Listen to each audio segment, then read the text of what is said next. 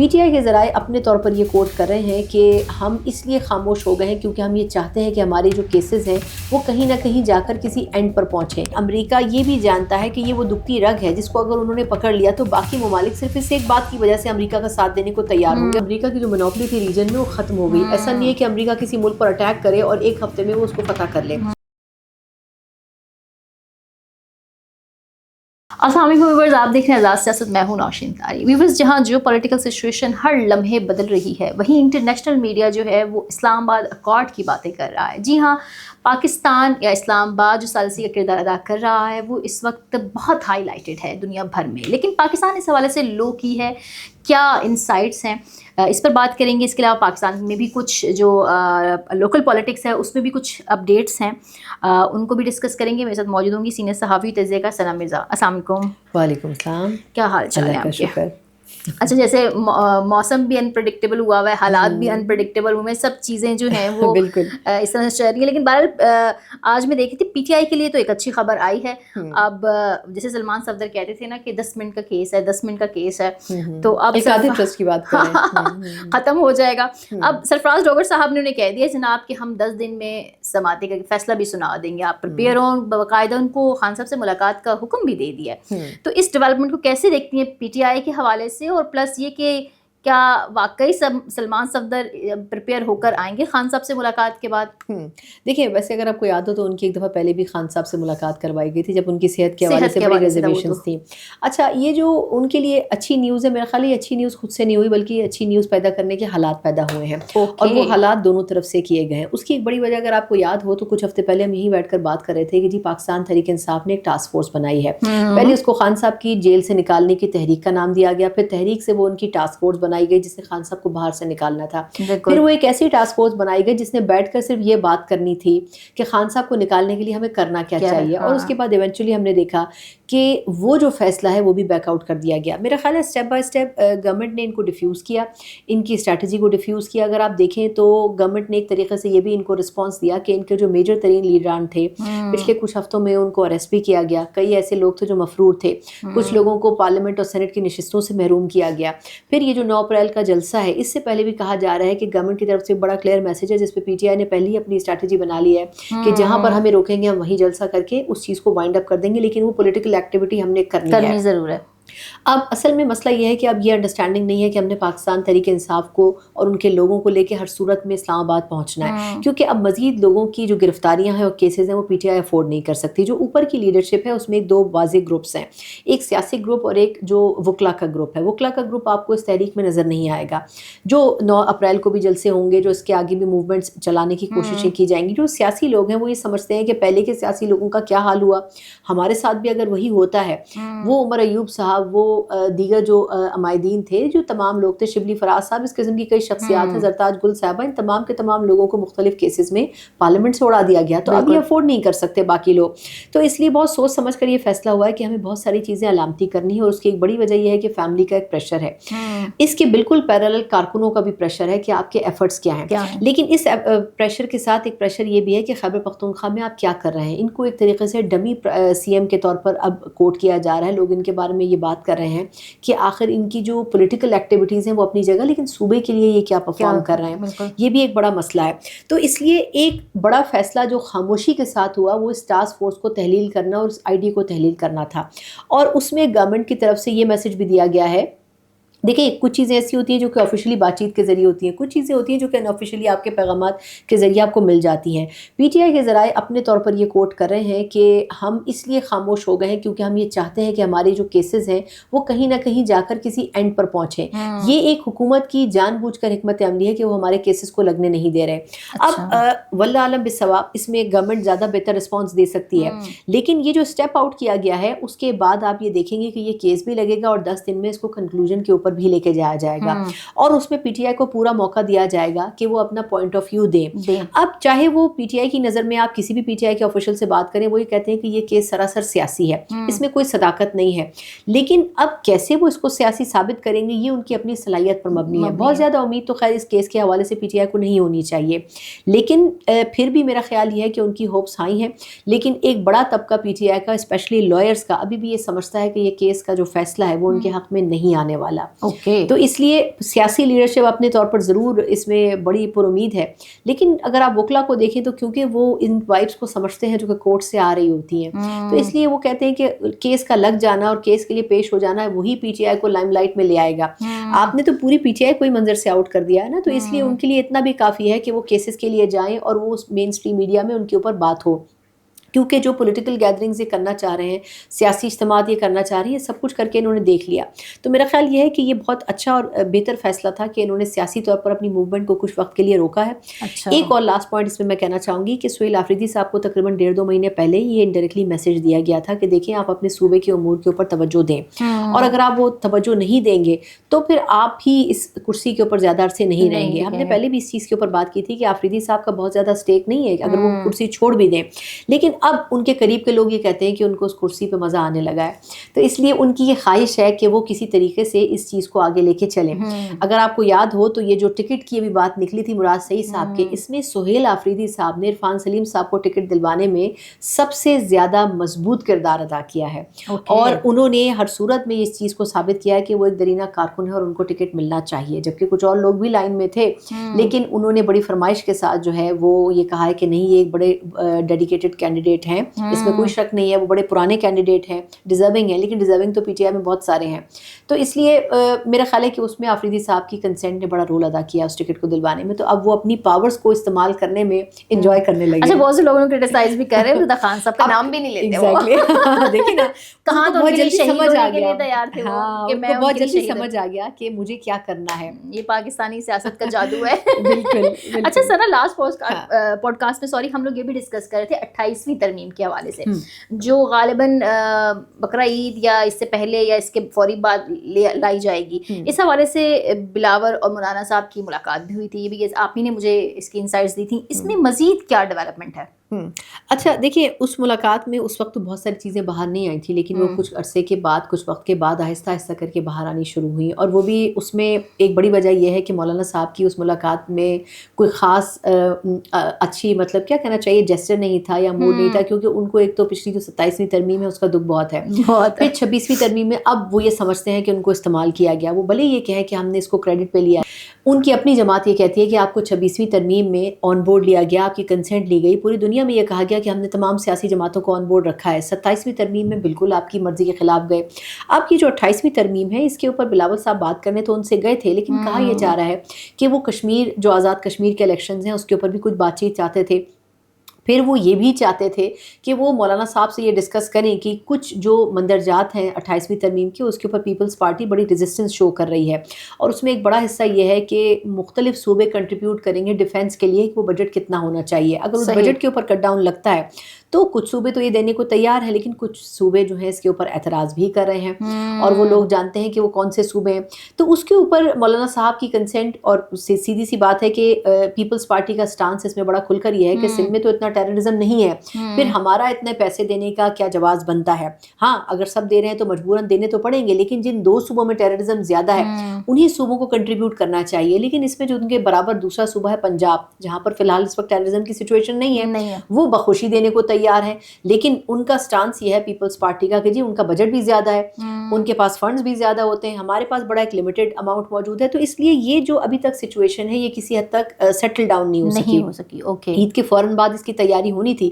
مولانا صاحب سے وہ ایکچولی ان کی مدد کے ساتھ ساتھ ان کی کہنا چاہیے کہ ان کو آن بورڈ بھی لینا چاہتے تھے اور ان کو اپنے ساتھ بھی کھڑا کرنا چاہتے تھے. لیکن مولانا صاحب نے ان کو یہ کہا کہ دیکھیں جی اس وقت ملک کے مسائل کچھ اور ہیں، ہماری ترجیح 28ویں ترمیم نہیں ہے، ہماری ترجیح اس وقت یہ ہے کہ ایران اور اسرائیل کی جو جنگ ہے اس کی وجہ سے مسلمان اور پورا خطہ ڈسٹرب ہے، اس کی وجہ سے پیٹرولیم مصنوعات کی قیمتیں آسمان پر جا رہی ہیں، مہنگائی آسمان پر جا رہی ہے. ہماری ترجیح یہ ہے کہ جو عوامی مسائل ہیں ہم اس کے اوپر بات کریں گے، اور ہم اس وقت جو صوبے یا گورنمنٹس یا پولیٹیکل پارٹیز کے بینیفٹس ہیں اس کے اوپر نہیں جائیں گے، ہمیں اس وقت عوامی سیاست کی طرف جانا ہے کیونکہ ہم اپوزیشن کی جماعت ہیں. تو اس لیے ان کی جو دونوں کی لائنز ہیں وہ ایک دوسرے کے ساتھ کوئنسائڈ نہیں کر سکی اس آخری ملاقات میں. ٹھیک ہے. اچھا ثنا، اب آ جاتے ہیں اپنے پوڈ کاسٹ کے لاسٹ حصے میں، جیو پولیٹیکل سچویشن. اچھا ہم ظاہر سی بات ہے ویورز بھی اس سے بہت اپڈیٹڈ ہوئے ہیں کہ یہ جنگ اس وقت جو ہے وہ پوری دنیا کو متاثر کر رہی ہے، اور پاکستان بھی اس سے متاثر ہو رہا. اب پاکستان اپنا کردار ادا کر رہا تھا یہاں پہ ایک بیٹھک بھی لگی جہاں وزراء خارجہ کافی ملکوں کے یہاں موجود تھے. اب میں دیکھ رہی تھی کہ انٹرنیشنل میڈیا کل سے اس کو اسلام آباد اکارڈ کا مطلب ایک پراپر نام دیا جا رہا ہے. آئی ہوپ سو کہ ہم تو چاہتے ہیں کہ یہ نیک نامی یا یہ کریڈٹ پاکستان کے حصے میں آئے, لیکن دوسری طرف ہم نے یہ بھی دیکھا کہ ایران نے عارضی جنگ بندی کا جو پاکستان کی طرف سے وہ تھا اس کو مسترد کر دیا. ان کا ایک اپنا اسٹانس ہے کہ اگر جنگ بند ہو تو پراپر ہو, یعنی وہ 2 دفعہ ان کے ساتھ ہو چکا ہے. اب ایسی سچویشن میں اور دوسری طرف جو ٹرمپ ہیں وہ ایک طرح سے ڈیل بھی چاہ رہے ہیں اور بڑی بےتابی سے چاہ رہے ہیں, لیکن دوسری طرف سے وہ دھمکا بھی رہے ہیں. ڈیڈ لائن جو پاکستانی وقت کے مطابق جو ہے کل صبح 5 بجے کی ہے. اس یہ جو ساری ڈیولپمنٹ ہو رہی ہیں اس کو آپ کیسے دیکھتی ہیں؟ پہلے تو یہ ہے کہ واقعی جنگ بندی ہوگی, اگلے 24 گھنٹے بہت امپورٹنٹ تصور کیے جا رہے ہیں, اور اگر نہیں ہوتی تو دوسری سچویشن آپ کیسے دیکھتی ہیں؟ کیونکہ پاکستان کا پھر اس میں رول بہت وہ ہو جائے گا, کیونکہ اس طرف بھی سعودیہ پہ حملے ہوئے ہیں, کویت پہ, بحرین پہ, تو یہ ملک کب تک ریسٹین کریں گے؟ اچھا, اس میں دیکھیے میرا خیال ہے کہ یہاں تک تو لوگوں کو پتہ ہے کہ ایران نے کچھ پوائنٹس دیے, امریکہ نے کچھ پوائنٹس دیے, دونوں نے ایکسچینج کیے, دونوں کی بات نہیں بنی. یہ سب کو پتہ ہے کہ وہ تمام کی تمام باتیں وہیں پر ختم ہو گئی. اس کے بعد جو ڈیولپمنٹ ہوئی وہ یہ ہوئی کہ پاکستان نے کچھ پوائنٹس بنائے اور پاکستان نے دونوں فریقوں کو وہ پوائنٹس دیے, اور اس میں جو کرکس تھا جو کہ رائٹرز نے بھی کوٹ کیا وہ یہی تھا کہ 2 مراحل میں ہو, پہلے ٹیمپرری جنگ بندی ہو, اس کے بعد بات چیت کرنے کے لیے بیٹھیں, اور اس کے بعد پرماننٹ جنگ بندی کی طرف جائیں. اب اس میں ایشو یہ ہے کہ اس میں امریکہ کی طرف سے کہا گیا کہ آبنائے ہرمز کو فوری طور پر کھولا جائے اس 45 دن کے ٹائم کے لیے, جس میں کہ جنگ بندی ٹیمپرری ہوگی. ایران کا اس میں جو جواز ہے وہ یہ ہے کہ جب تک پرماننٹ جنگ بندی نہیں ہوگی ہم آبنائے ہرمز نہیں کھولیں گے, یعنی کہ مزید 45 دن ہم آبنائے ہرمز نہیں کھولیں گے. اس وقت امریکہ کی پرائیورٹی یہ ہے کہ آبنائے ہرمز کو کھولا جائے. سرپرائزنگلی پہلے کچھ عرصے تک ان کی پرائیورٹی نظر نہیں آتی تھی, لیکن اب ان کی پرائیورٹی یہ نظر آتی ہے. لیکن اس کی بھی ایک وجہ ہے, اور اس کی وجہ میرا خیال ہے یہ ہے کہ امریکہ کے اوپر اس وقت دوسرے ممالک کا پریشر بھی ہے, اور دوسری بات یہ بھی ہے کہ امریکہ یہ بھی جانتا ہے کہ یہ وہ دکھتی رگ ہے جس کو اگر انہوں نے پکڑ لیا تو باقی ممالک صرف اس ایک بات کی وجہ سے امریکہ کا ساتھ دینے کو تیار ہوں گے. اور آپ دیکھیں کہ سچویشن بدل رہی ہے, UAE ان کے ساتھ آ کے کھڑا ہوا ہے, کچھ ممالک یہ بات کر رہے ہیں کہ اس مسئلے کا حل ہونا چاہیے. اب اس میں جو روس اور چین کا کردار ہے وہ بڑا خاموش نظر آتا ہے. اگر دیکھا جائے تو بڑے سرٹن ٹائم پیریڈ کے اندر ان تینوں ممالک کے درمیان آپس میں فون گھمائے گئے, یعنی ایران, چائنا اور رشیا کے درمیان. لیکن اگر دیکھا جائے تو اس کا رزلٹ کچھ خاص نہیں نکلا. اگر صحیح معنوں میں اس چیز کو انڈرسٹینڈ کریں تو اس کی وجہ یہ ہے کہ ایران اور امریکہ کے درمیان صرف ایک ہی کانفلکٹ بن رہا ہے, اور وہ ہے آبنائے ہرمز کا کھولنا, اور وہ کب کھولنا ہے. تو آئی تھنک میرا خیال یہ ہے کہ اس سچویشن کو مزید ورس ہونے سے بچانے کے لیے سب سے پہلے تو دونوں طرف فائر بندی ہونی ضروری ہے. لیکن پچھلے 24 گھنٹوں میں جو انسیڈنٹس ہوئے, اب ڈیڈ لائن ختم ہونے سے پہلے بھی ایران کے اوپر امریکہ نے بڑا ایک اسٹرانگ اٹیک کیا, بلکہ سیریز آف اٹیکس کیے گئے, اور ایران نے بھی اس کا جو جواب ہے وہ دیا, جس میں سعودی عرب پر اٹیک شامل ہے.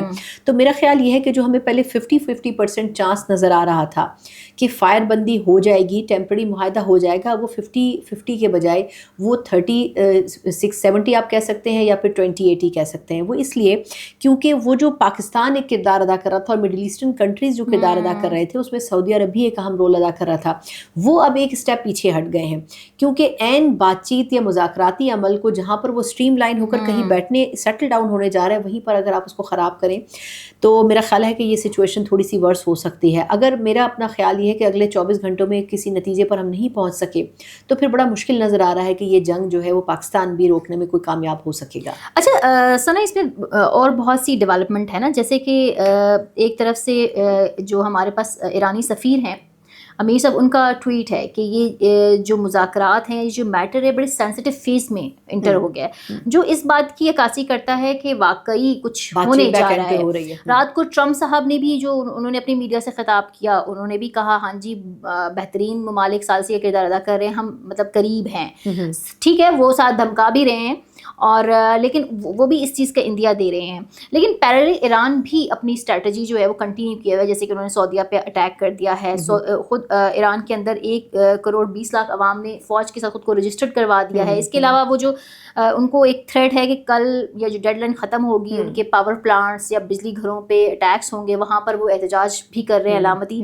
یہ سچویشن بھی اس طریقے سے ہو رہی ہے. لیکن اس دوران کوئی چیزیں جو ان سائڈ سے کہاں تک ڈیولپمنٹ ہو رہی ہے نہ پاکستان بتا رہا ہے اور نہ ہی امریکہ. اچھا اس میں ایک بڑا انٹرسٹنگ پوائنٹ ہے, sorry to cut you off, میں آپ کو اس لیے بتانا چاہوں گی کہ کل ایک ایرانی جرنلسٹ ہیں, ان سے بھی ہماری بات ہو رہی تھی اپڈیٹس کے لیے, تو انہوں نے کہا کہ دیکھیے کچھ چیزیں ایسی ہیں جو کہ مس انفارمیشن بھی کوٹ ہو رہی ہیں اور کچھ چیزیں ایسی ہیں جو کہ نہیں بھی بتائی جا رہی ہیں. جیسے وہاں پر امریکی پائلٹ کی گمشدگی کے حوالے سے بات ہو رہی تھی, تو ایران یہ کہتا ہے کہ وہاں پر کوئی امریکی پائلٹ موجود نہیں ہے, یہ ایک جھوٹی افواہ ہے جس کو بیس بنا کر امریکہ یہ بات کر رہا ہے. یہ ایران کا اسٹانس ہے.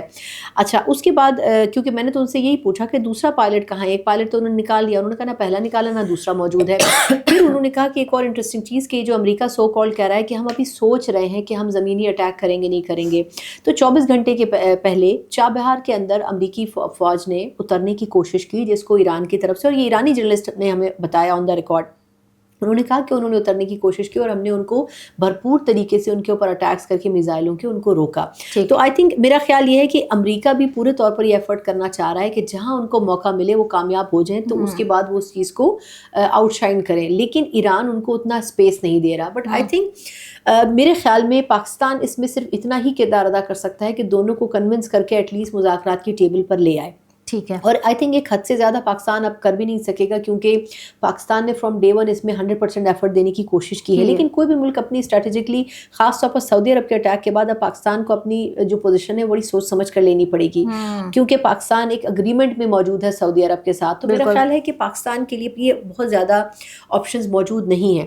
اگر تو ایران اس میں سینسبلی ڈیسیجنز لیتا ہے اور امریکہ بھی سینسبلی ڈیسیجنز لیتا ہے تو ہی یہ وار سیٹل ڈاؤن ہو سکتی ہے, ورنہ آئی تھنک اس میں ریجن میں اگلے آنے والے ہفتوں میں یہ وار سپریڈ ہوگی, سکڑتی ہوئی نظر نہیں آئے گی. اچھا لاسٹ سوال ہے میرا, آلدو کہ ہمارا ٹائم ختم ہو گیا ہے. بہت سے لوگ نا اس چیز کو بھی تجزیہ کر رہے ہیں کہ پاکستان تو ایک رول پلے کر رہا ہے, وہ بہت فرنٹ پہ ہے, لیکن روس اور چین بھی اب ایران کو انگیج کرنے کی کوشش کر رہے ہیں. جو لوگ یہ کہہ رہے ہیں کہ ایران بالکل اپنی پرائڈ پر کمپرومائز کرنے کو تیار نہیں ہے, اب اگریسو ہے, وہ بھی اس کو انگیج کرنے کی کوشش کر رہے ہیں, اور ایک نیا ورلڈ آرڈر مطلب شیپ ہوتا دکھ رہا ہے. آپ اس بات سے ایگری کرتی ہیں؟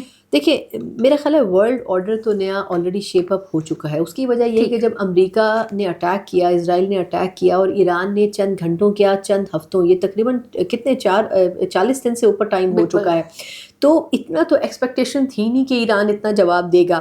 تو اس سے یہ تو ثابت ہو گیا کہ امریکہ کی جو منوپلی تھی ریجن میں وہ ختم ہو گئی. ایسا نہیں ہے کہ امریکہ کسی ملک پر اٹیک کرے اور ایک ہفتے میں وہ اس کو فتح کر لے. تو اس لیے یہ چیز تو بڑی کنونسنگ اور بڑی کلیئر ہو گئی. پھر اسرائیل کا جو مطلب ڈھول بجائے ایران کی طرف سے, وہ اس کے بعد اسرائیل کا بھی جو سو کالڈ ایک ان کا آئرن ڈوم کی فلسفی تھی وہ ختم ہو گئی. تو میرا خیال یہ کہ یہ تو ثابت ہو گیا کہ دنیا اب یونیپولر بھی نہیں رہی, اور سب سے بڑھ کر یہ کہ امریکہ سپر پاور نہیں رہا. جہاں تک چائنا اور رشیا کی بات ہے, تو آئی تھنک جو پاکستان مذاکرات کر رہا تھا اس میں فرام ڈے ون چائنا کو ایک کلیئر انڈرسٹینڈنگ اور آن بورڈ رکھا گیا تھا. اور اس کی ایک وجہ یہ ہے کہ تقریباً سال ڈیڑھ پہلے پاکستان اور چائنا کے درمیان ایک اگریمنٹ ہوا ہے, اور اس اگریمنٹ میں یہ کہا گیا کہ جو خطے کے امپورٹنٹ ایشوز ہیں ان ایشوز پر ایک ملک جو اسٹانس لے گا دوسرا ملک بھی وہی اسٹانس لے گا. اگر پاکستان اس کو سپورٹ کرے تو چائنا بھی کرے گا, اور چائنا کسی ایشو میں سپورٹ کرے تو پاکستان بھی اس کو انڈورس کرے گا. تو اس لیے پاکستان, آپ کو یاد ہوگا کہ پرائم منسٹر صاحب نے چین میں ڈار صاحب کو بھیجا تھا جنہوں نے پوری کنسلٹیشن اور بریفنگ دی. تو آئی تھنک وہ اس حوالے سے آن بورڈ ہے. جہاں تک رشیا کی بات ہے تو آئی تھنک یہ تو اب سب کو سمجھ آ گیا ہے کہ ایران بہت سی ٹیکنالوجی کے جو ایکوپمنٹس ہیں, جو طریقہ کار ہیں, وہ چائنا اور روس کی مدد سے انڈائریکٹلی جو ہے وہ اس نے استعمال کیا اور اس مقام پر پہنچا.